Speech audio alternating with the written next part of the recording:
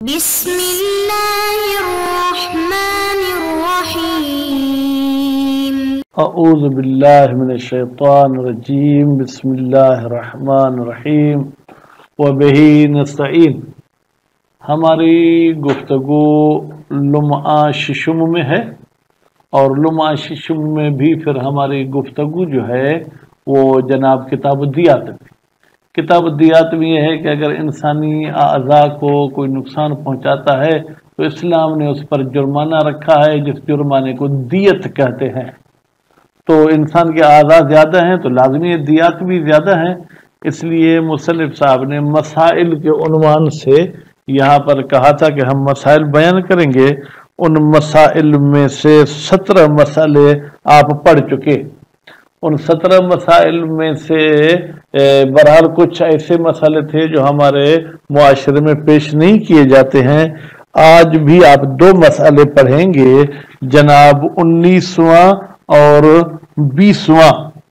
تو یہاں پر بھی جو ہے کیا ہے، کچھ آپ کو عجیب غریب لگے گا۔ ان میں سے ایک مسئلہ ہے افضاء۔ اب یہ افضاء کا مسئلہ میرے خیال میں ہمارے عوام الناس نے بہت کم سنا ہوگا۔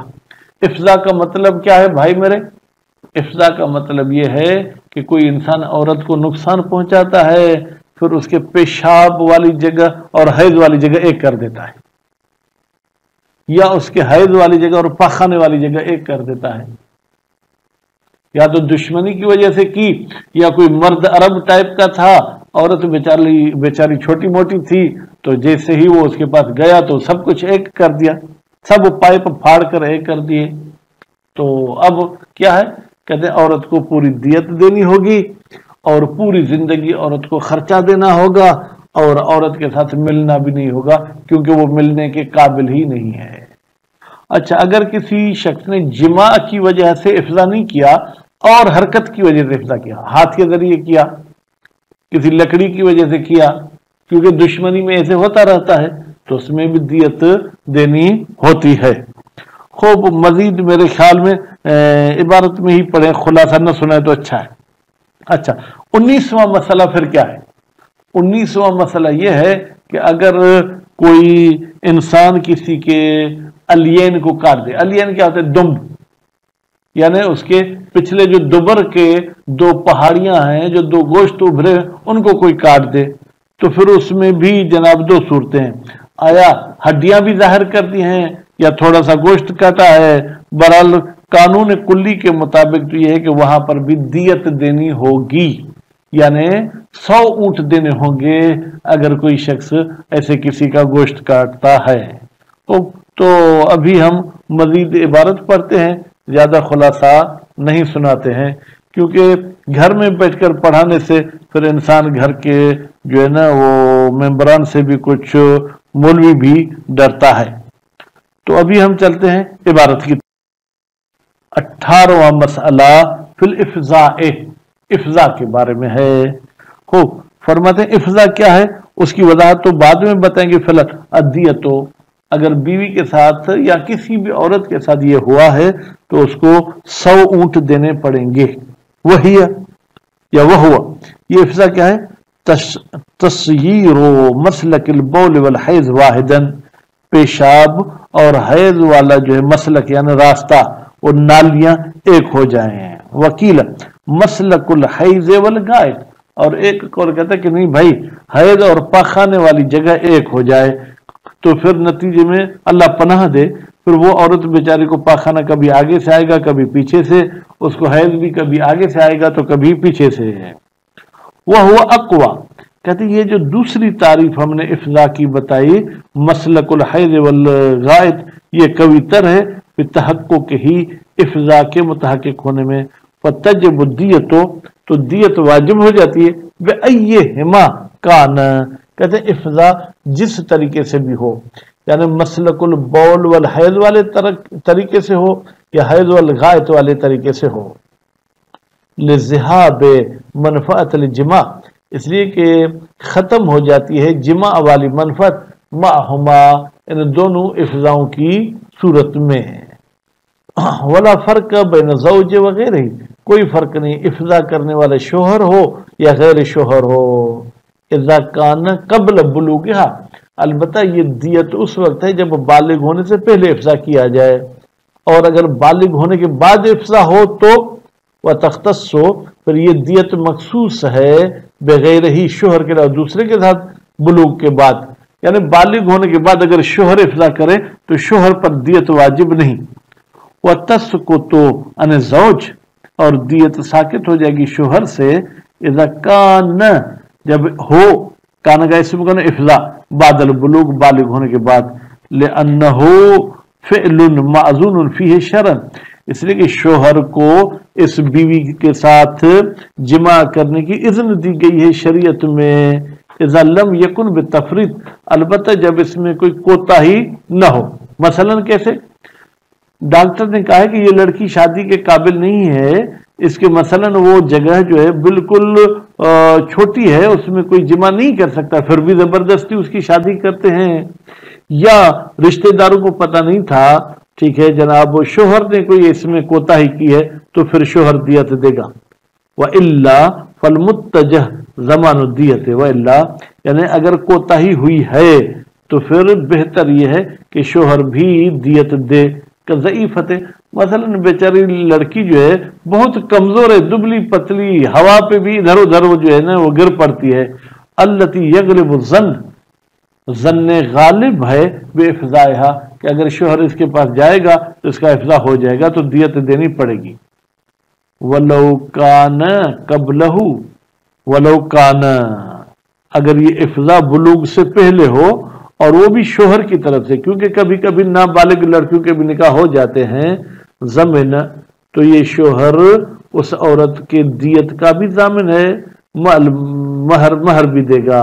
خوب، دیتہا یہ ضمن کا مفعول ہے، ان وقع بالجماع، اگر یہ افضا جماع کی وجہ سے ہوا ہے، لتحقق دخول، اس لیے کہ یہاں پر دخول بھی واقع ہوا ہے، خوب، الموجب لاستقرار ہی، وہ دخول جو سبب بنتا ہے کہ مہر پکی شوہر کے ذمہ آ جائے۔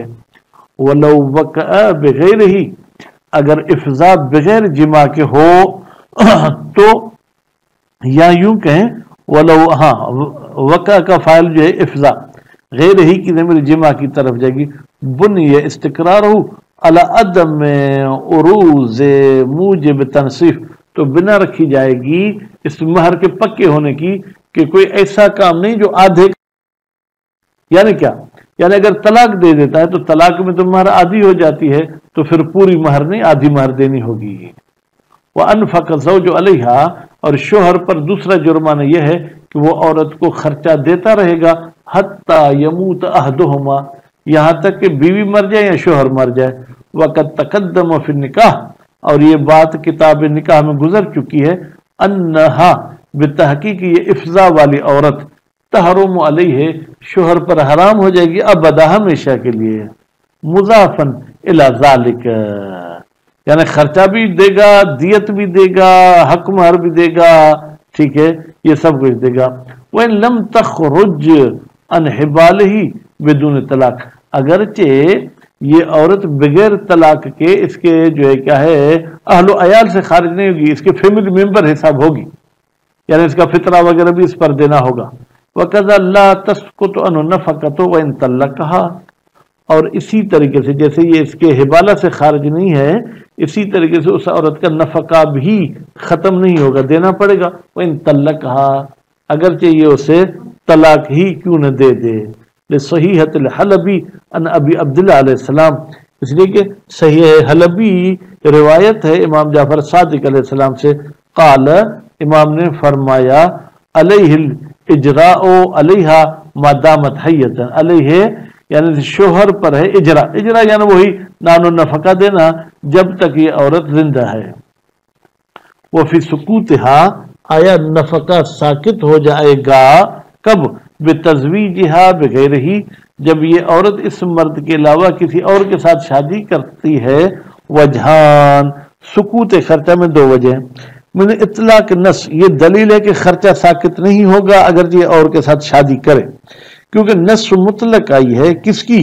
بثبوتہا، کہ نفقہ ثابت ہے، الا ان یموت احدہما، یہاں تک کہ ان میں سے کوئی ایک مر جائے تو نفقہ شادی کے بعد بھی واجب ہے۔ ومن حصول الغرض، یہ دلیل ہے کہ نفقہ ساقط ہو جائے گا۔ بھائی غرض یہ تھی کہ یہ بیچاری شادی کے بغیر رہ جائے گی، کون نفقہ دے گا؟ یہاں تو اب دوسرا شوہر نفقہ دے گا، کیوں؟ بے وجوبہا علی غیرہ، یہ نفقہ واجب ہو گیا غیر ہی، شوہر اول کے علاوہ دوسرے پر۔ وزوال الموجب لہا، اور ختم ہو گیا وہ چیز جو واجب کرا تھا نفقے کو، کہ یہ عورت ایسے ہی اکیلی بیٹھی رہے گی۔ وَإِنَّ الْعِلَّةَ عَدَمُ صَلَاحِيَتِهَا لِغَيْرِهِ بِذَلِكَ۔ اب اس میں کیا فرمانا چاہتے ہیں؟ فرماتے ہیں کہ یہ گویا کہ ایک تیسرا قول ہے کہ بھئی علت نفقے دینے والی یہ ہے کہ عدم صلاحیت، اس عورت میں صلاحیت ہی نہیں ہے لغیرہ کہ کسی اور کے ساتھ شادی کرے، بذالک، اس افضا کی وجہ سے۔ وتعطلها عن الزواج، اور یہ عورت بیچاری کی چھٹی ہو جاتی ہے شادی سے، وقد زال، جبکہ یہ چھٹی ختم ہو گئی، تو یزول الحکم، پھر تو نفقے والا حکم ختم ہو جائے گا۔ وفیہ، فرماتے اس میں ہمیں اعتراض ہے جو کہتے کہ نفقہ ساقط ہو جائے گا۔ بھائی صرف یہ غرض تھوڑی تھی کہ یہ شادی سے رہ جائے گی، منع انحصار الغرض فی ذالک، ہم منع کرتے ہیں نفقے والی غرض کو منحصر کرنا فی ذالک، اس عورت کی شادی نہ ہونے میں۔ ومنع العیلہ المؤثرہ، اور ہم منع کرتے ہیں کہ اگر یہ کسی اور کی عیال میں چلی گئی تو پھر اثر کرے گا، مثلا کس بات پر کہ جناب وہ نفقہ ساقط ہو جائے۔ وزوال زوجیہ، اور زوجیت پھر زائل بھی تو ہو سکتی ہے، ٹھیک ہے؟ تو نتیجے میں یہ سقوط نفقہ والے دلیل قابل قبول نہیں ہے۔ لو کان کافر لسقطت بدون تزویج، اور اگر یہ دلیل کافی ہوتے پھر تو اگر خود عورت امیر ہے تو اس کا نفقہ وہ خود کر سکتی ہے، پھر تو نفقہ پہلے شوہر سے ساقط ہو جائے بغیر شادی کے بھی، وہ باطل اتفاقاً، جبکہ بغیر شادی کے تو نفقے کا ساقط ہونا یہ اتفاقاً باطل ہے، اس کو کوئی بھی نہیں مانتا۔